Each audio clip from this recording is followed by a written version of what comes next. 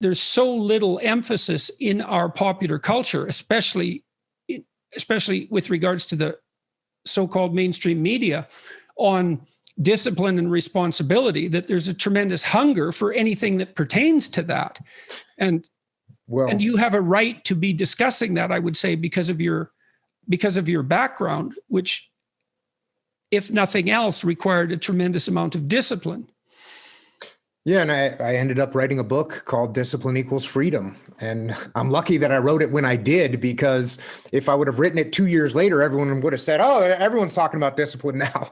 So yeah, discipline, absolutely. Discipline does bring you freedom in life. And that's something that I kind of figured out over time. So what do you mean by that? Like, how did you figure that out? And what do you mean by that? Because they're often, and you know, the classic sort of, what would you call it? Romantic rebel is someone who is free from excessive order, let's say. They see freedom and discipline as antithetical rather than seeing one as a precondition for the other. And so how did you learn that discipline was a precondition for freedom? If I've got the equation, how did that manifest itself in your own life? So we'll start off by saying this. And look, I was a young kid. I joined the Navy to go in the SEAL teams. I went through SEAL training. I showed up at a SEAL team 1.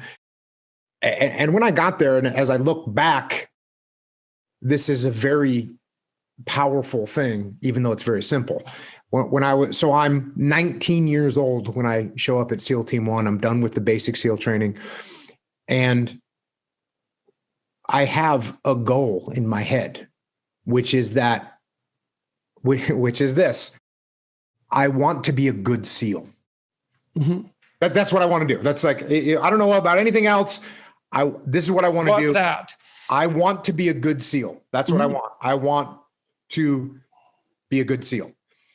Mm-hmm. And so as a 19-year-old with all kinds of energy, and we haven't talked about my childhood yet, but I was kind of like a very rebellious kid. When you talked about seeing a kid that looked like you could have handed him a club or a battle axe and he would have probably been feeling a little bit better, I was like that. I was constantly looking around for a club or a battle axe because that's what I felt like I needed to do.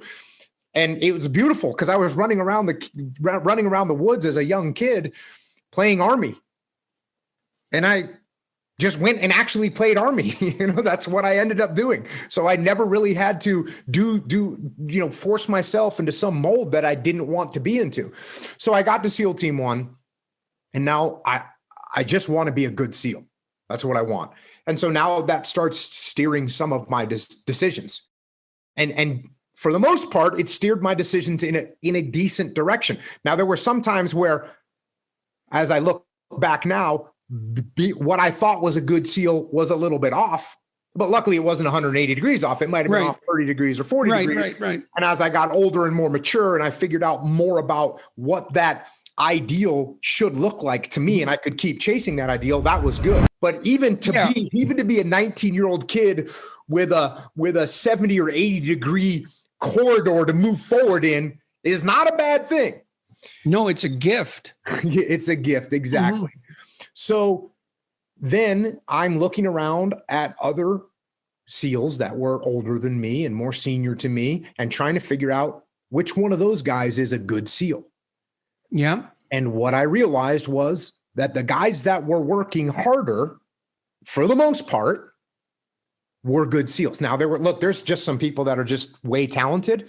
Right. And they could show up, 3 minutes before a run or 3 minutes before we do a shooting competition, and they could just walk through it. No problem. Right. And that's great for them. It wasn't me. I'm not that great at anything, but I saw other guys that might not be great at anything either, but they worked hard.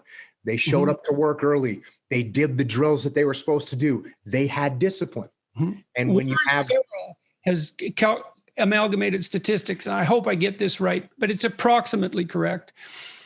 If you work 10% longer hours, you make 40% more money.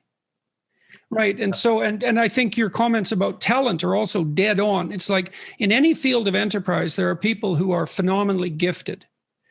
And And then if they work really hard, they're even more phenomenally gifted, right? Those are the people who break records. But that talent apart, hard work actually works. And with virtually everything, it might not make you the best at whatever it is you're pursuing, but it will certainly make you better than you are. And then I have this new book. I hope you got a copy, because did you get a copy? Okay, so I'm bringing it up for a particular reason. I have a chapter in this book called, well, there's two that are relevant. Imagine who you could be and then aim single-mindedly at that. That's one. And then the course, or what would you call it? A complementary chapter is work as hard as you possibly can on one thing and see what happens. And that's also predicated on this idea that discipline is a precondition to freedom. So you were fortunate, like you had this goal, right? So that meant you had a goal, which is a really big deal because you could learn about goals. You had a sense of a higher mode of moral being, that I would rather be a good SEAL than the person I am now. Well, it's a code of behavior and a way of perceiving. So there's an ethic in that. And then you said as well, you know, your conception of what good SEAL meant changed as you matured, but that's also fine. It wouldn't have changed unless you would have pursued that initial, only partially accurate goal. And so that's also a really good thing for people to understand is like, if you don't know what you're doing, aim at something. Is it the right thing? No, but it's better than just shooting randomly. So you aim at something, and then as you aim and you move towards it, you're going to find out why you're wrong. And then you might recalibrate your aim. And that's going to happen over and over because as you move towards a goal, it recedes or it broadens or it recedes and broadens. And otherwise you'd run out of things to do.